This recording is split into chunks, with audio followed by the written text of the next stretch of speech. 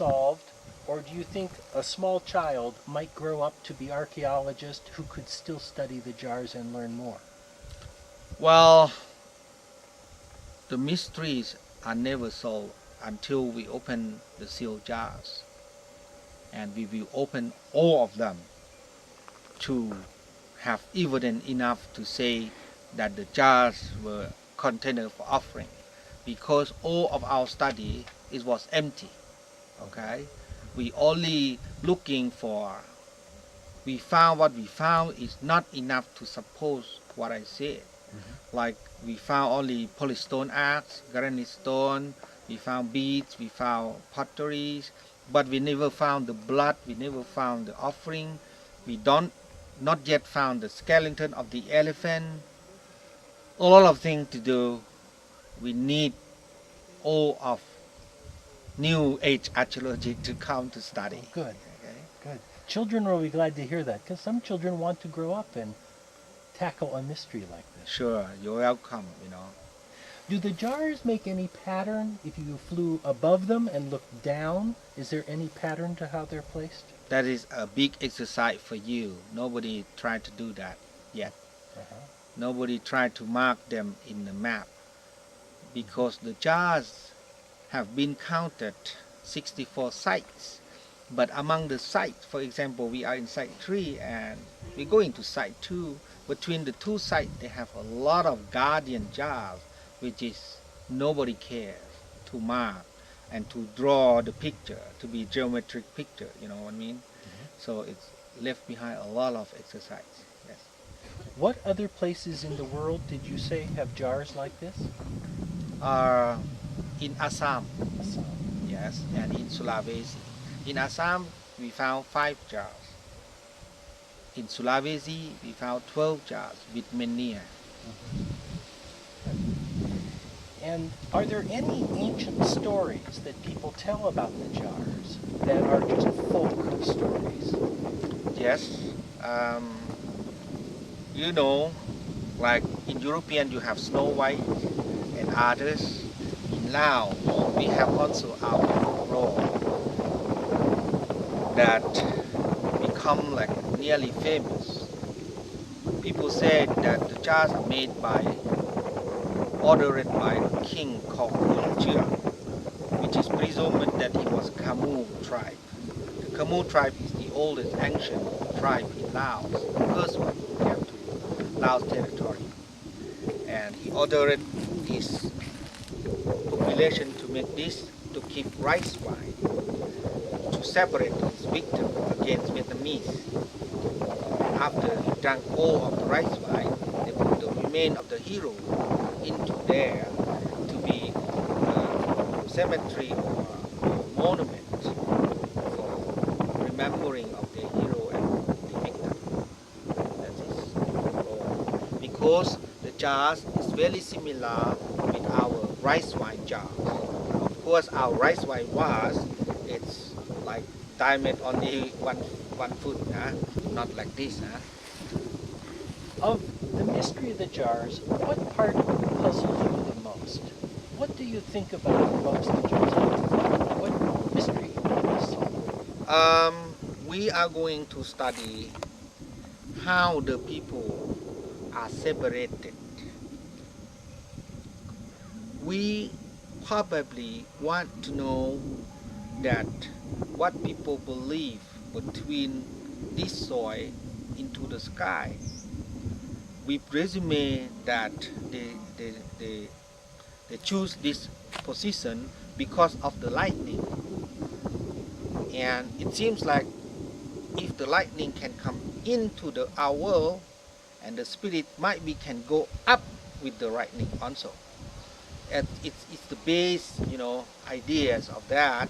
But we want to find out the mysteries of the culture, how people separated, how people sacrifice, what kind of element they sacrifice, or did they sacrifice animal or sacrifice human, or what they put in the jars, and what year, like equinox or another days of the year, like the jars all maybe in the same direction, or maybe the light into the jars or something like that.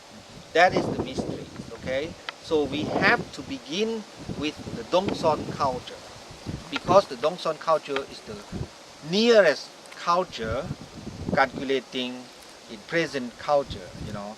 Then we have to come with Dongson culture and Menier culture and the jars in between, okay?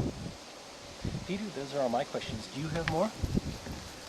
Can you just give us a little bit of background, your history, your life, when you were born, and just how you grew up and what you did and what led you to Xieng Khuang? Well, I was born in Vientiane among late 50s, and then of course from a patriotic family. We got a civil war against the French and also against America. So on that time was divided into three strings, like right wing, neutralists, and left wing. Most of the left wing, we're talking about 2/3 of the country mountainous that the VC or NVA occupied. My father, he have a job like the American, we call him spokesman for the apartheid Laos. But he also working with the ICC, it means International Control Committee, with the Indian friend, Canadian, and Poland.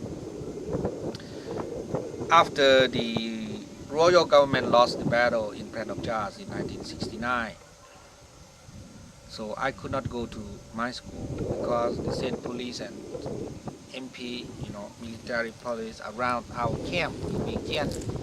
So that's why my father decided to send me to China, to the school called Next Generation Leaders. I went there through Hanoi, flew into Hanoi, and then took a train down to Nanking. Stuck there for 2 years. Mostly of life there is like military school, you know. You have to say Mao Zedong Wan Shui. It means like stay Mao Zedong or something like that before you got a meal. So it seems like I don't like that system, so I decided to escape back by myself. So after 2 years education in China, I escaped by bus and by train back to Hanoi, and then from Hanoi to Laos by bus, and that is began my big adventure world, you know.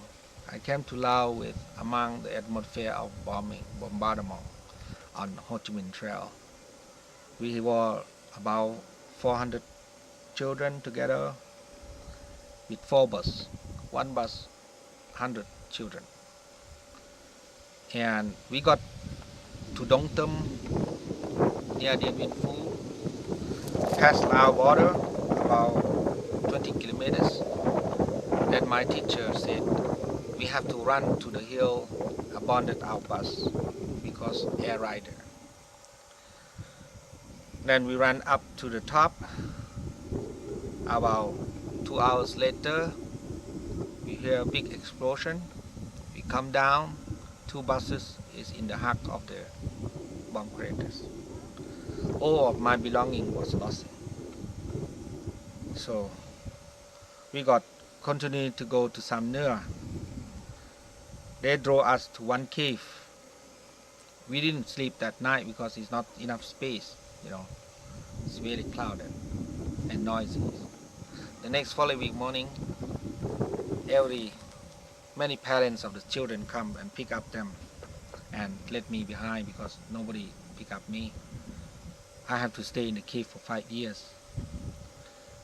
No choice. So when I finished the biscuits and the water and something that the Chinese prepared for us,